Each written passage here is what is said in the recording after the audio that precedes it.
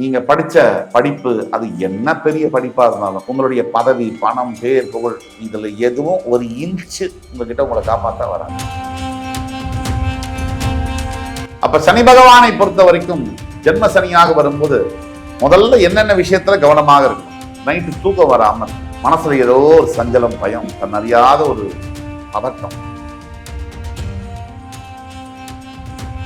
9ஆம் வீடு உங்கள் ராசியினுடைய 11ஆம் வீடு உங்கள் ராசி 3 இடங்களை பார்க்கிற ராசியை பார்க்கக்கூடிய குரு பகவானால் ஜென்ம சனியினுடைய தாக்கம் கிட்டத்தட்ட 95% குறையும். ஜூன் 2க்கு பிறகு நிறைய லைஃப்ல மாற்றங்கள் நடக்கும். அதே மாதிரி 11ஆம் வீட்டை குரு பகவான் பார்க்கும் பொழுது பொருளாதார நிலைமை என்பது மிகப்பெரிய அளவுல மாற்றங்கள் இருக்கு.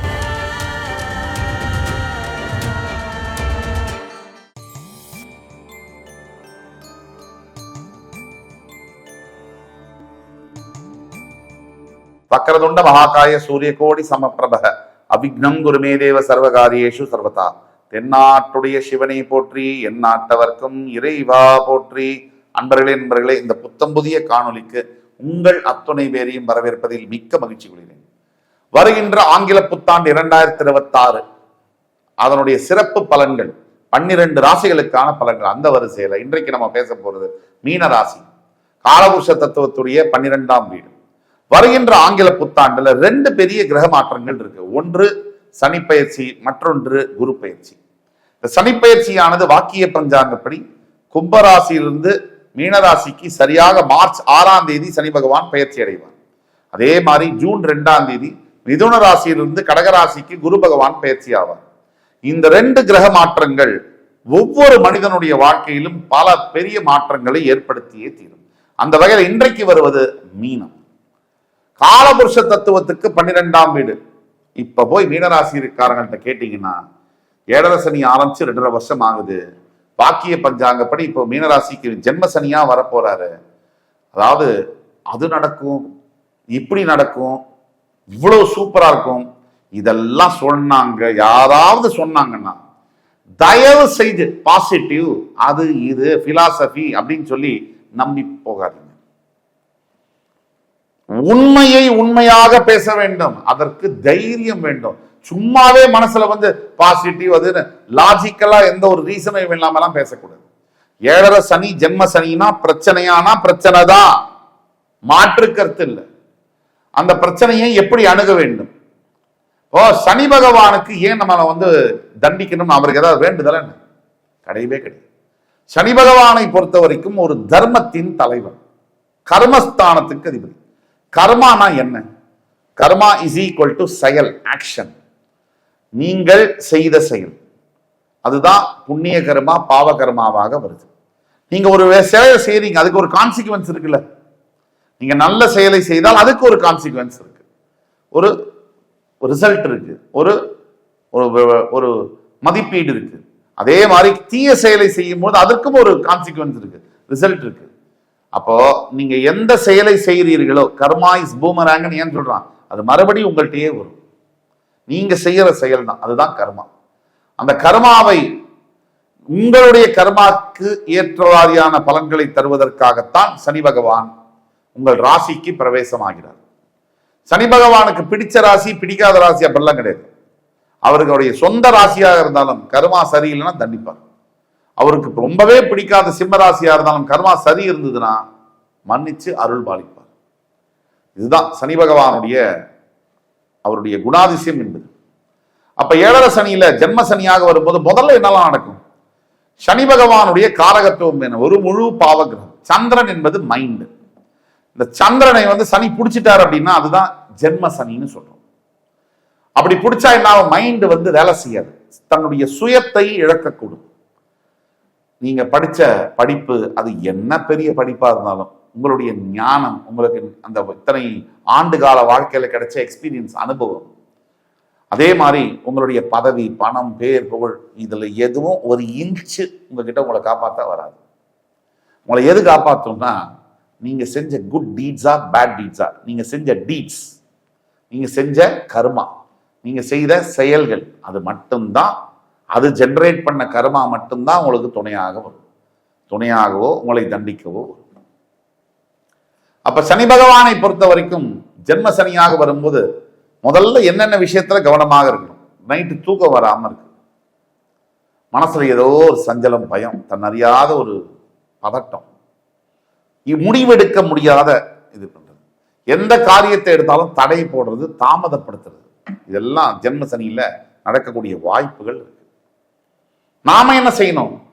மீனராசியில நீங்க பிறந்திருக்கீங்களா, உடனடியாக நாளையில இருந்து தியானம் செய்ய ஆரம்பிக்க வேண்டும். தியானம்னா நம்முடைய மனசை ஆத்மாக்கு அவ்வளவு பெரிய சக்தியை கொடுக்கக்கூடியது. தியானத்தை செய்யும் போது வில் பவர் ஏறும்.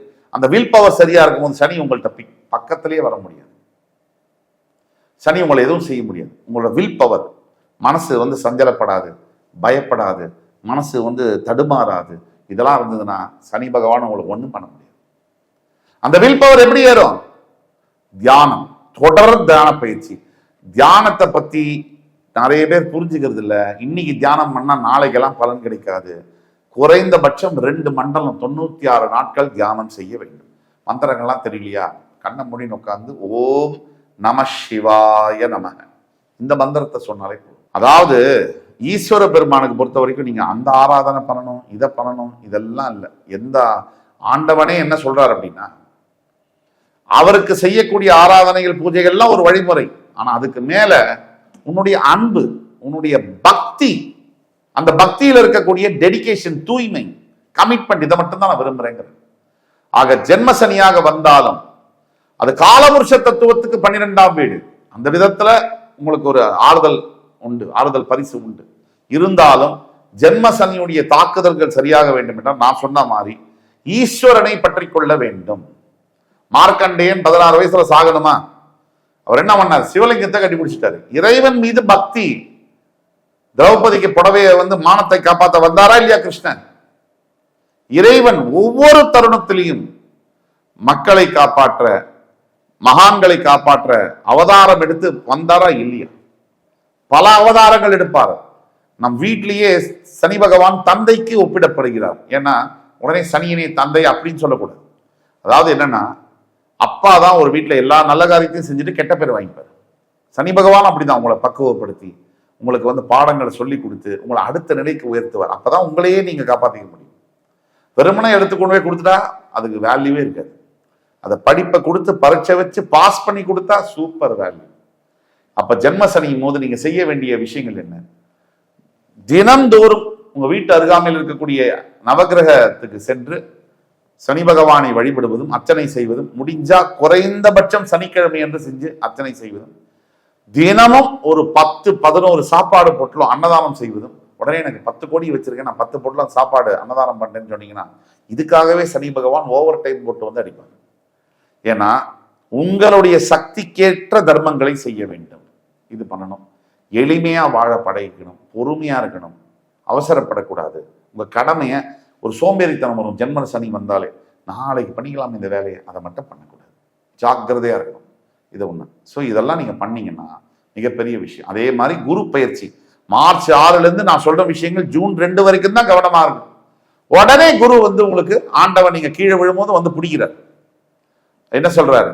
உங்களுடைய ராசியினுடைய 9ஆம் வீடு, உங்கள் ராசியினுடைய 11ஆம் வீடு, உங்கள் ராசி 3 இடங்களை பார்க்கிறார். ராசியை பார்க்கக்கூடிய குரு பகவானால் ஜென்ம சனியினுடைய தாக்கம் கிட்டத்தட்ட 95% குறையும். ஆக ஒட்டு மொத்தத்துல குரு பார்வை ராசி உடைய 9ஆம் வீட்டில் விழும்போது பாக்கியங்கள் கிடைக்கும். ஜூன் 2க்கு பிறகு நிறைய லைஃப்ல மாற்றங்கள் நடக்கும். அதே மாதிரி 11ஆம் வீட்டை குரு பகவான் பார்க்கும் பொழுது பொருளாதார நிலைமை என்பது மிகப்பெரிய அளவுல மாற்றங்கள் இருக்கும். ராசியை குரு பகவான் பார்க்கும் போதுதான் நீங்க ஆண்டவன், இந்த ரஜினிகாந்த் தலைவர் சொல்ற மாதிரி தான், வக்கீல் சார் இந்த பத்திரத்துல நாங்க ஏமாந்து போய் கையெழுத்து போட்டு தோத்துருக்கலாம், ஆனா அந்த ஆண்டவனோட கோர்ட்டுன்னு ஒண்ணு இருக்கு. அந்த கோர்ட்ல இந்த அண்ணாமலைக்கு கண்டிப்பா நியாயம் கிடைக்கும், அது இந்த திருவண்ணாமலை சிவன் மேல சத்தியம்னு சொல்லுவார். அந்த மாதிரி உங்களுக்கு ஆண்டவன் உங்கள் ராசியை பார்க்கும் போது, குரு பகவான் பார்க்கும் போது ஆண்டவன் இறைவனுடைய துணை உங்களுக்கு பரிபூர்ணமாக இருக்கும். ஜூன் 2க்கு பிறகு வாழ்க்கையில் பல நல்ல மாற்றங்களை எதிர்பார்த்து காத்திருக்கலாம். அன்புமிக்க மீனராசினியர்களே, இந்த எபிசோட்ஸ் உங்களுக்கு பிடிச்சிருக்கும்னு நம்புறேன். அடுத்த வரும் எபிசோட்ஸ்ல மறுபடியும் உங்கள் எல்லோரையும் பார்க்கும் வரை உங்களிடமிருந்து விடைபெறுவது உங்கள் சுபாஷ் பாலகிருஷ்ணன். நன்றி, வணக்கம், வாழ்க வளமுடன்.